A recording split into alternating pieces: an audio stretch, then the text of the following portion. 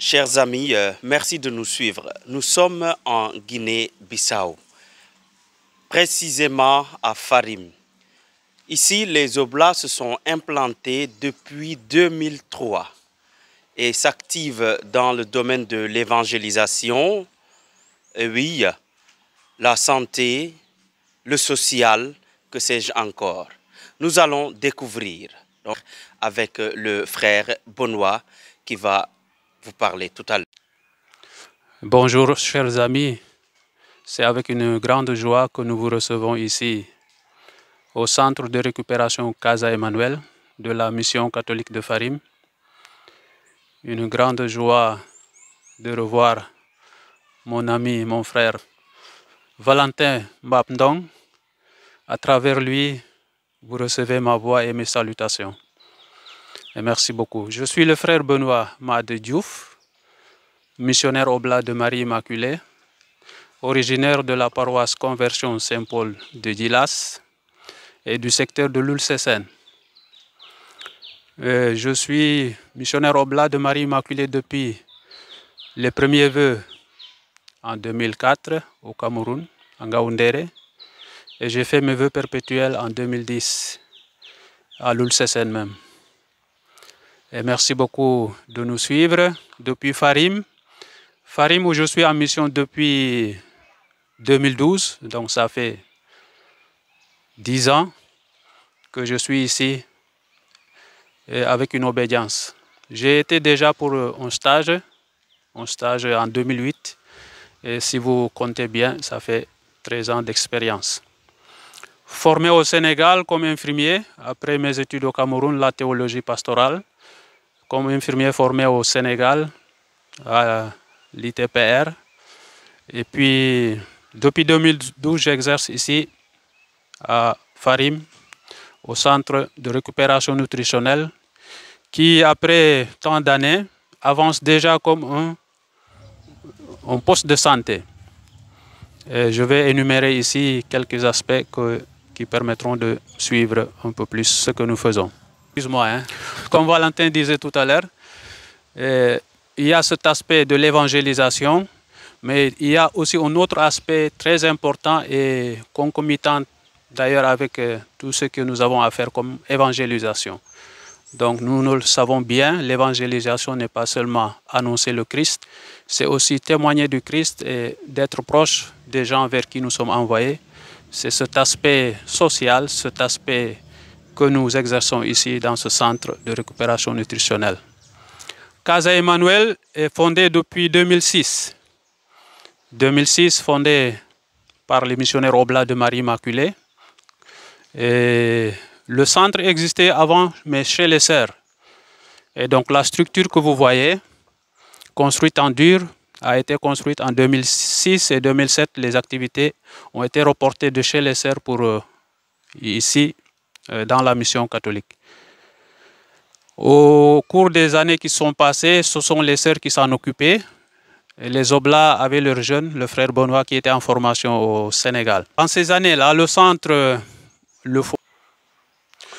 Casa Emmanuel, pourquoi? Emmanuel fut un jeune adolescent, né en Italie, qui avait souhaité devenir médecin et aider en Afrique. Le pauvre est décédé à 18 ans suite à un accident de moto. Et l'héritage a été envoyé par la famille qui était amie au missionnaire oblat de Marie Immaculée par l'intermédiaire du père Marcelino et le père Carlo qui était ici en mission. Donc ici, vous voyez la photo de Emmanuel. Nous prions pour lui. Alors, le centre, quand ça a été ouvert ici au niveau de la mission même, avait commencé ici les activités. Ici, vous trouvez une salle d'accueil. Il n'y a pas de lumière. Nous n'avons pas de lumière. Nous avons quelques panneaux solaires qui sont de l'autre côté. Et quand je suis venu, on a ouvert cette salle. C'était la salle de consultation, donc premier infirmier qui arrivait. Donc on avait ouvert ici et ça servait de salle de consultation. Et de l'autre, on avait fait une salle pour prendre les constantes. un petit hall où nous recevons les malades quand ils arrivent le matin. C'est ici que nous les recevons. Ils viennent nombreux, beaucoup viennent des villages environnants. Nous avons beaucoup d'ethnies qui viennent, notamment les Mandingues et les Peuls qui sont les plus nombreux, et on trouve aussi des Balantes, des Mancagnes, des Manjac. Voilà, merci. Ici, nous sommes à l'infirmerie Borboleta en italien. Voilà, le donateur qui a permis de... Le nom se trouve là, n'est-ce pas? Ok, merci beaucoup. Donc ici, nous consultons les malades. Ici, c'est la salle d'accueil. Quelques malades restent dedans, le reste attend dans le hall. Ici, nous avons la salle de consultation des adultes parce que depuis juillet de l'année passée, nous avons recruté un infirmier. Et maintenant, nous sommes 2 infirmiers qui travaillons ici. Il faut rappeler qu'en dehors des groupes que nous avons cités dehors, nous avons ouvert aussi les consultations générales des adultes comme des enfants. Je rappelais que le centre avance comme un poste de santé. Et donc, nous recevons beaucoup d'enfants. Et nous recevons aussi les adultes. Les adultes, nous les recevons 3 fois dans la semaine. Et du lundi au vendredi, nous avons les enfants. Ici, nous sommes dans la salle de traitement, qui sert aussi de salle d'analyse. Les structures sont à faire. Et de l'autre côté, nous avons la salle de consultation des enfants. Donc, les 2 infirmiers que nous sommes, nous alternons chaque semaine. L'un prend un groupe et l'autre prend l'autre groupe, que ce soit les enfants comme les adultes. D'accord? Merci. Au fur et à mesure, le service s'est augmenté, comme vous pouvez le constater. Nous étions à Casa Emmanuel, la structure construite en dur. Vous avez vu les préfabriqués qui sont venus de l'Italie. La Borboleta ou notre infirmerie Saint-Eugène de Mazenot. Et par ici, vous avez la pharmacie qui pour nous est très importante. Pour avoir fait l'expérience d'acheter du paracétamol quand je suis arrivé en 2012, à l'occasion des Journées mondiales de la jeunesse célébrées en diocèse, j'achetais du paracétamol et c'était très cher. J'imaginais et je sentais combien il était nécessaire que les malades trouvent les médicaments dans des prix abordables pour pouvoir se traiter dans nos zones. Nous n'avons pas cessé de développer cet aspect de la pharmacie. Et de l'autre côté, c'est une autre structure que nous allons découvrir.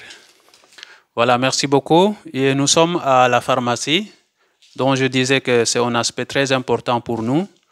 Nous ne pouvons pas recevoir et consulter tous les malades, mais beaucoup de la zone et des environs viennent chercher les médicaments, même s'ils consultent au niveau de l'hôpital. Parce qu'il faut le rappeler, il y a l'hôpital de Farim, il y a la présence d'un médecin. Et voilà, nous avons une bonne collaboration. Donc cette pharmacie nous aide à atteindre beaucoup de patients, en dehors de ceux que nous consultons dans nos services. Voilà. Le centre de récupération nutritionnelle reçoit beaucoup d'aide. Beaucoup nous viennent de l'Italie, beaucoup d'amis de l'Italie qui nous aident. Vous pouvez constater qu'ici, il y a du lait qui vient de l'Italie. J'ai oublié de dire, mais ici, nous recevons beaucoup d'enfants dont les mamans n'ont pas les possibilités, en dehors de ces orphelins, de ces jumeaux, même des trijumeaux, on en reçoit. Et donc, on les donne du lait à partir de la naissance pour ces cas d'enfants jusqu'à 2 ans. Donc, c'est assez prenant et demande beaucoup de nécessité pour suivre ces enfants en donnant une alimentation adéquate. Ça entre dans le cadre de la lutte contre la malnutrition. Ok, merci. Ici, c'est l'unité de production des céréales. Ici, dedans. L'unité de production des céréales. Dans notre travail, nous nous sommes rendus compte que le PAM, le Programme alimentaire mondial, et l'UNICEF, qui aidaient les 2 grands groupes de la malnutrition nutritionnelle, les modérés et les graves, il y avait souvent des ruptures. Donc, pour trouver une alternative, nous avons cherché les produits locaux pour pouvoir faire nous-mêmes nos céréales, quand il y avait ces ruptures qu'on puisse donner à ces enfants. Et puis, pour nos jumeaux aussi et les orphelins, quand ils arrivent à l'âge et qui sont bien portants et qui ne sont pas mal nourris, on ne pouvait pas donner les programmes du PAM, les produits du PAM et de l'UNICEF. Il fallait trouver un autre produit. Donc, ces céréales nous aident beaucoup pour lutter contre la malnutrition et même pour traiter des mal nourris modérés si jamais il y avait rupture des produits du PAM. Voilà, ce programme est présenté dans beaucoup de pays d'Afrique francophones et pour lutter contre la malnutrition. Le produit est composé de l'arachide, du mil, petit mil ou du maïs, du soja qui n'existe pas dans nos zones ici, au Sénégal, pas encore. Comme en Guinée-Bissau non plus, on n'a pas encore commencé la culture, donc nous exportons du Burkina ou de la Guinée-Conakry pour faire cette céréale. Donc mil, soja, arachide, sucre et sel iodé. C'est très important et c'est très nourrissant pour nos enfants. Nous y associons une petite céréale que nous appelons malt. Ça permet à cette farine préparée épaisse que ça devienne liquide et les enfants les plus petits peuvent boire. On évite ainsi que l'enfant boit plus d'eau que de manger.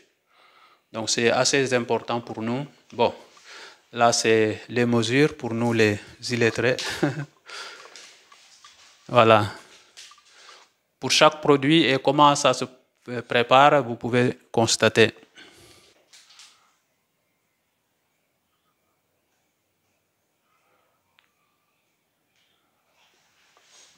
Voilà, ici, vous avez le dépôt ou le magasin où nous gardons les céréales.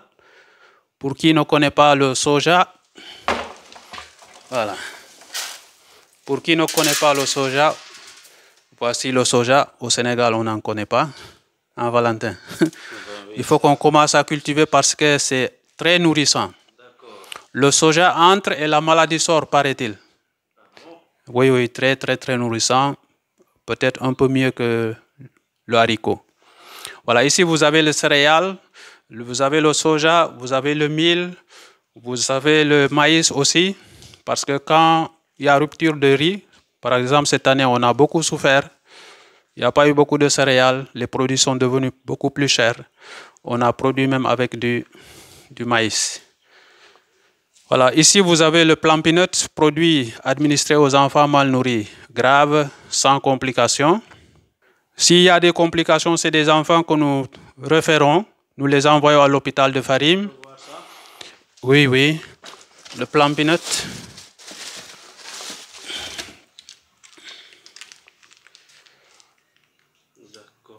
Voilà, c'est ça le Plan Peanut, c'est assez riche pour les mal nourris. Aigus graves sans complications. Nous administrons ça comme aliment. Il y a aussi un traitement médical, le traitement systématique. Bon, on ne va pas entrer dans les détails. Voilà. Et puis ici, vous avez le programme que nous administrons aux enfants mal nourris modérés. C'est le PAM, Programme alimentaire mondial, qui donne ce produit à ces enfants. Merci beaucoup. Je constate que vous abattez vraiment un travail remarquable. Hein? Voilà, il y a beaucoup à faire. Il y a la nécessité d'appuyer ce qui se fait déjà, surtout en personnel parce qu'ici l'école présente beaucoup de défis. Et nous espérons que dans les gouvernements à venir, les gens seront formés pour prendre en charge des structures comme celle-ci. Chez les Oblats aussi, nous attendons la même chose. Et donc, voilà. Il faut que ce qui a commencé puisse pérenner et porter du fruit comme on le fait déjà. Et en dehors de ce travail que vous voyez ici, que vous pouvez constater rapidement, nous avons aussi 13 cases de santé dans la brousse sur un rayon de 50-60 km. Donc, dans 13 villages différents, la mission catholique a construit 13 cases de santé où vous pouvez trouver une pharmacie, vous pouvez trouver une chambre d'observation des malades pour un temps bref, et puis vous pouvez trouver une salle d'accueil. Voilà, là aussi ça nous prend beaucoup. J'ai oublié de dire au niveau de la pharmacie est divisée en deux parties. Les médicaments que nous vendons sur place et les médicaments que nous fournissons à ces 13 cas de santé aussi. Il y a assez à faire. Donc. Est-ce que vous avez un laboratoire? Un laboratoire, on n'en a pas encore. Si vous voulez, on peut visiter une salle qui sera le futur laboratoire. Oui, oui. Merci beaucoup. Ici, c'est notre futur laboratoire qui sert présentement d'une salle de vente d'eau. Voilà. Ça permet un peu au centre de gagner un peu d'argent. C'est pas beaucoup, mais c'est une initiative qui stimule un peu.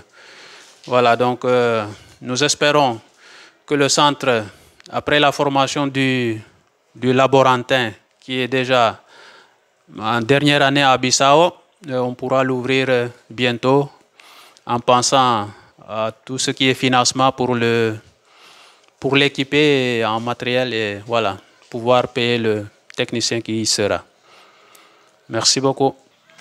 Voilà, merci frère Benoît. Merci beaucoup. Chers amis, comme je vous l'ai dit tout à l'heure, les missionnaires Oblats de Marie Immaculée ici à Farim font un travail remarquable. Vous l'avez constaté avec le frère Benoît qui nous a bien expliqué. Donc, il travaille dans le domaine sanitaire. C'est un infirmier aussi. Voilà. Un grand merci, à tous les Oblats aussi de Marie Immaculée. Merci. Et que la mission soit féconde. Amen, amen. Merci beaucoup. Merci.